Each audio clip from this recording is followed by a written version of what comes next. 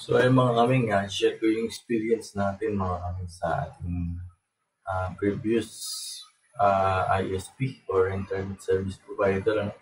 So, nakikita kayo nanonood kayo sa mga video ko. So, yung internet connection natin ay converge. So, sa video na to, papakita ko sa inyo yung naging problem ko at tuturo ko sa inyo kung paano yung gagawin nyo pag gaganto yung nangyari sa inyo. Yan. So, ganito mga kaming, nag-lost yung aking modem or umiilaw ng pula. Yan, yung router mga kaming converge. Pag umiilaw siya ng pula, ibig sabihin, putol po yung connection or yung wire ng ating internet. No? So, yung ating mga fiber na nakikita nyo sa mga poste, yung parang sa fiber siya. So, fiber wire. So, pag ganun kasi loss, ay putol yung internet fiber ng kanilang wire. So, naka-experience ako ay yan. So, na-experience ko kay Converge yan. Okay naman yung internet niya. So, yung experience lang natin ay yung after sales or after makabitan ay medyo pahirapan yung kanilang customer service. So, sasagot sa iyo pag reklamo sa messenger ay AI lang. Tapos may pindutin ka pa bago makapunta sa agent.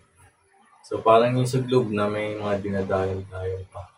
Ganun yung parang system. Siya, automated.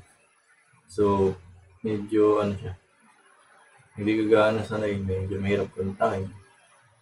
Mahirap bumalik yung inyong connection pagkain. So, ang nangyari sa case ko, nag-loss nga. So, June 28 yan, ng madaling araw. Yan. So, June 28, ang due date ko kasi mga kami, tuwing 11th of month. Tuwing 11th of month ng buwan. Yan. So, meron pa akong halos 2 weeks bago mag-due date. So, yun. Natapos na lang yung days na mag-due date na or nag-due date na. Wala pa, hindi pa rin nababalik. 2 weeks na. Hanggang ngayon, 1 month na ata. 1 month na wala pa. So, nag-decide na lang ako magpakabit ng PLDT. So, sa PLDT, isang araw lang yung process, kinabukasan. Maganda yung sana pag after support naman or pag nakabitang medyo mabilis. So, nakita ko naman sa PLDT ay maganda naman yung kanilang pagka naputol, inaayos agad ng mga technician. Kasi nawalan yung internet namin sa Converge. So, may tumama na kidlat dun sa poste sa main road. So, nangyari, tinamaan yung wire ng mga internet doon. So, inayos agad. Kinabukas, inayos agad ng PLDT. So, mabilis sila umakso. Mabilis yung mga technician. Dito sa Rizal, tayo sa Rizal. So, yun. Hanggang nag-due date na lang tayo, di pa na ayos. So, dito kasi sa amin, sa area na may iskinita pang papasok. So, may pumuntang technician na Converge. Nag-report tayo. May mga ticket kasi na lumalabas dyan. Nag-report ka. Nangyari, pumunta yung technician ni Converge or subcon, tawagin. Para subcon nga tayo. Nangyari ay putol daw yung wire, yung main wire. Papasok dito sa amin kasi may papasok sa amin, yung wire na papasok. So, wala daw connection or OL. Out of line yung reading. So, meron kasi silang pang reading. Yan. Na fiber optic. Na malaman nila kung meron signal or may pumapasok na Ayan. So, ganun nga yung nangyari. Hanggang ngayon, wala pa, hindi pa rin naayos. Ang gagawa raw kasi nun yung mga splicer kung tawagin nila, yung splice ng mga wire, yung malaking wire, yun yung gumagawa ng so hanggang ngayon matagal, wala pa rin. Buti na lang nag-editan na tayo. So, papakita ko sa inyo mga kami yung mga pwede nyo gawin para masolusyonan yung kanya loss. So, sa akin kasi, yung problem ko, pwede tayong magkakaiba-iba. Sa akin, sa main wire. So, kung yung problem mo lang ay sa fiber lang, yun, magagawa ng technician. Pero yung sa amin, yung main wire na talaga yung nasira. Kailangan, okay? Papakita ko sa inyo mga kaming ating modem na converge hanggang ngayon. So, ang date niya ay July 30. Yan. So, isang buwan na may higit yung converge na walang internet. So, papakita ko sa inyo yung ating... So, punta muna tayo doon. Papakita ko sa inyo. Pwede nyo gawin kapag wala kayong internet or nag-lost yung inyong modem. Okay? So, balik na tayo. So, ayan mga kaming, ito yung ating setup, no? And so, ito yung pinang-backup ko.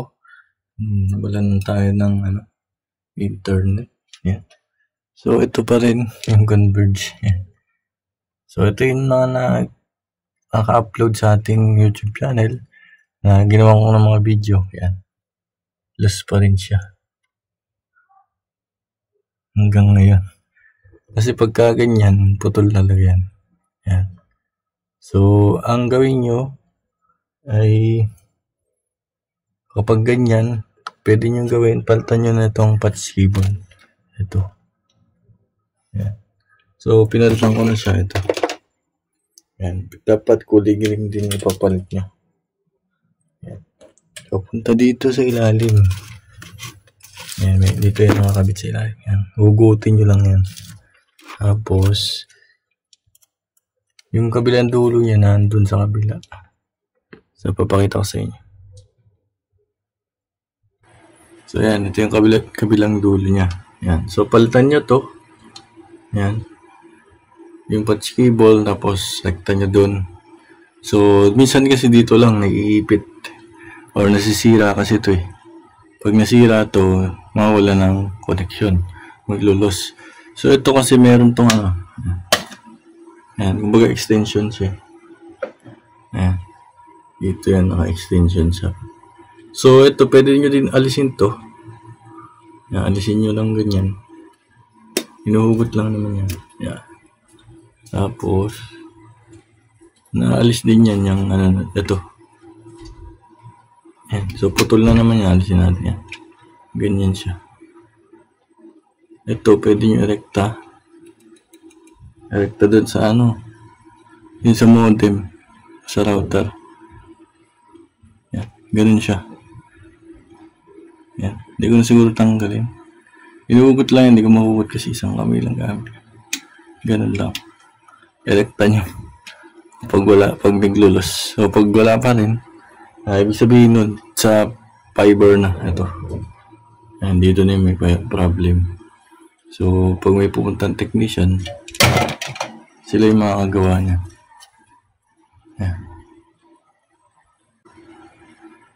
Yan. So, ito yung ating bagong linya. Yan. So, ito siya, PLDT. Ayan, magpakapit na tayo. So, gagawa ko lang na ibang video yan.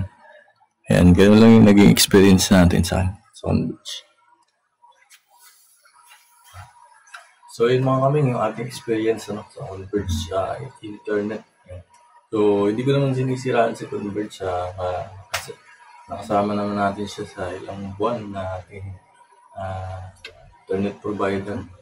So, yun lang yung nag-experience natin. Nag-face tayo sa experience na ating Converge. So, ganun lang yung mga pwede nyo gawin.